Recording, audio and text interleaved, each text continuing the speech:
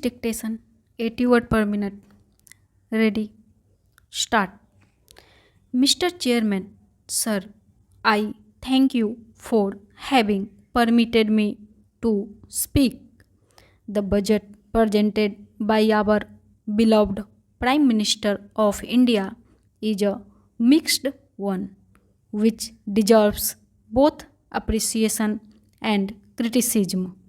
Being the maiden budget presented by our Honorable Prime Minister, he can be excused this time, with the hope that he will present a pleasant budget at least next time, provided he continues to hold the finance portfolio.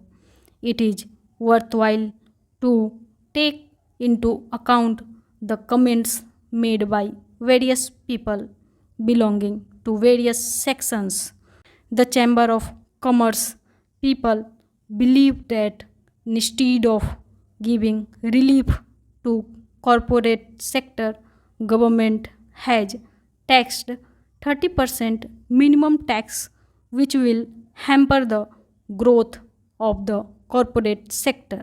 This would offset the liberalization on depreciation allowance and would create a serious impact on the share market. The TV is no longer a luxury item and is a media for propagating government policies and programs, and it is a media to educate the illiterates who form a major part of the population of our country. Hence, the price rise is unjustified and unimaginable. The salaried people are the honest taxpayers in this country. They all expected a higher ceiling limit for tax eligibility, but no mention has been made. This has totally disappointed them. Of every rupee that occurs to the central exchequer according to 1987-88 budget proposals, 4 paise only come through income tax. In this budget, it is worth to praise that housing and education have been given a boost. This will create a motivation among middle class and upper middle class to have their own shelter. It is a legitimate duty of the government to provide such shelter. In that case, our Prime Minister has made a sincere effort in this budget. I welcome this wholeheartedly.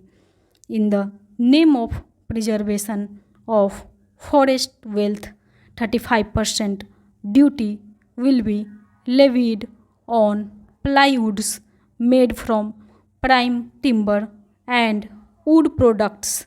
It is not logical, as on one side you want to encourage housing and on the other side wood and its products would become costlier by this levy.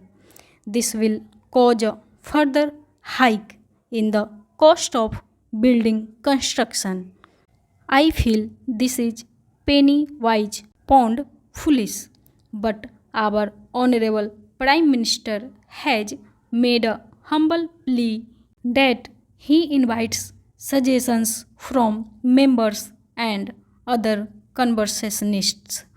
He should therefore revise his opinion on taxing wood products. More allocation to education is a welcoming measure which can turn our illiterate masses into literates and increase our literacy rate so that the people can judge things well and they cast their votes properly without being carried away by the sympathy waves. Excise duty on aerated soft drinks and soda being 20 paise and 15 paise per bottle is unwarranted.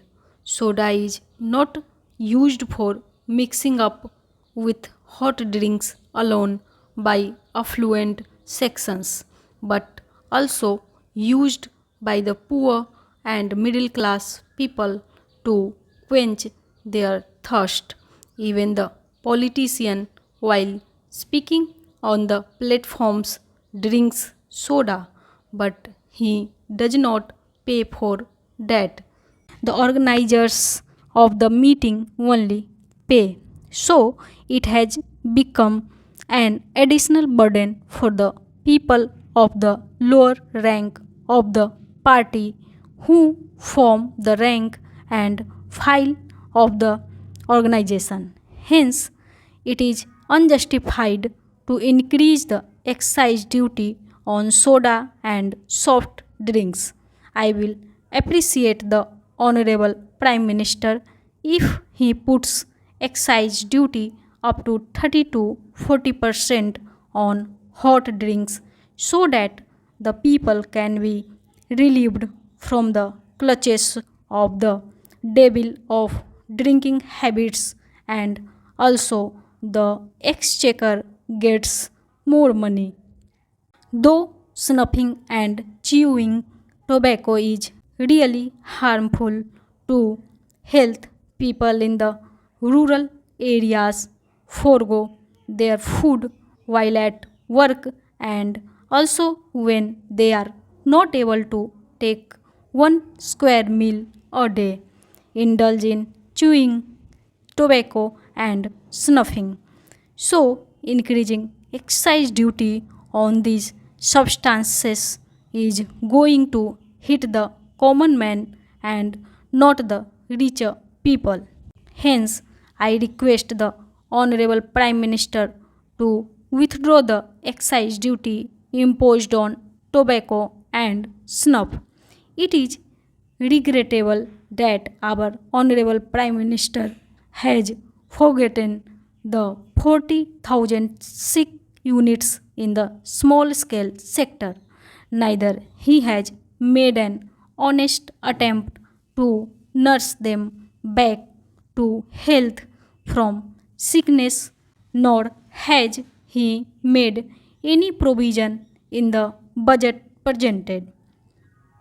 Hence, I request the Honorable Prime Minister to take into account the problems faced by the sick units in the small scale industries. It is unfortunate that the Honorable Prime Minister has not encouraged the banking industry, which has a major role in the national development, like tax incentives to facilitate mobilization of the savings, while creation of a national housing development finance bank is appreciable. Nationalized banks should be made to involve in these activities with a due caution, not to allow favoritism or ruling political parties interference.